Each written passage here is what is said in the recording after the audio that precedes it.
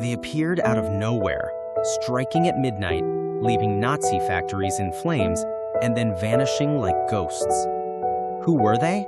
American saboteurs, so secret even their own army didn't know their names. Subscribe for more hidden WW2 stories like this. It began with one mission, Operation Green Up, a daring plan that would send a handful of Americans deep into the heart of Hitler's empire, armed not with rifles, but with deception and fire.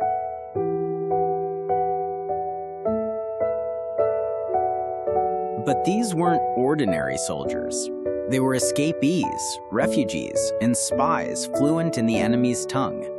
Men who could vanish in plain sight. Their leader? Friedrich Meyer, a German-born Jew who fled the Nazis, only to return to Germany as a secret American weapon. Alongside him was Hans Weinberg, a Dutch Jew, and Franz Weber, a former German officer who betrayed the Reich itself. Together, they became ghosts among the enemy. Their orders? Infiltrate Austria's Tyrol region, map Nazi movements, and cripple the supply lines feeding Hitler's final defense. Parachuting into the frozen Alps at midnight, their chutes vanished into blizzards. Below them, an empire that would kill them on sight. They landed near Innsbruck, freezing and hungry, hiding in barns and cellars by day. By night, they gathered intelligence and sabotaged train lines. Meyer posed as a wounded German officer, complete with forged papers and a stolen uniform. He walked straight into Nazi command posts unchallenged. Within days, he knew everything. Train timetables, weapon routes, and fuel depots. Information that soon reached Allied bombers and turned factories into rubble. Their sabotage crippled Nazi production. Locomotives exploded, bridges collapsed, and critical shipments never arrived. But then, something went wrong. A spy within the resistance betrayed them. Meyer was captured by the Gestapo, dragged into a cold stone cell beneath Innsbruck. They tortured him for days, demanding to know who he worked for. Yet he never spoke, even when they beat him unconscious and left him for dead. As American forces closed in, something extraordinary happened. The local Nazi commander asked to surrender to Meyer. Yes, a captured Jewish spy, beaten and bleeding, accepted the surrender of a Nazi city. The tables of power had turned completely. When U.S. troops marched into Innsbruck, Meyer limped out to greet them, his mission a complete success. The intelligence from Operation Green Up saved countless Allied lives and helped end the war in Europe faster.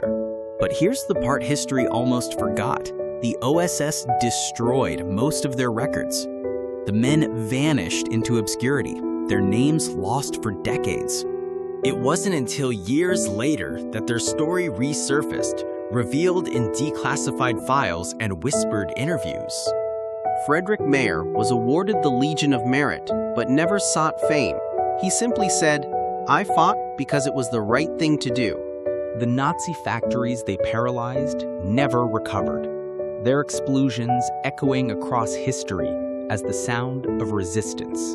And yet, no monuments bear their names. No parades marched for them. Just silence, the kind that follows heroes forgotten by time. Their story is one of invisible courage, a war fought not with armies, but with shadows. 3 men who risked everything to bring an empire to its knees, and proved that the quietest acts can echo the loudest through history. They weren't soldiers seeking glory. They were ghosts who wrote victory in the language of sabotage. And in the dead of night, when the trains stopped running and the factories went silent, the Nazis had no idea who struck them, only that death had a new face, and it spoke perfect German. Operation Green Up wasn't just a mission. It was vengeance, justice, and redemption rolled into one. Because sometimes the bravest battles are fought in the dark, by those history almost forgot If you want more untold, dark history stories like this, subscribe and join us as we uncover the secrets that shaped our world.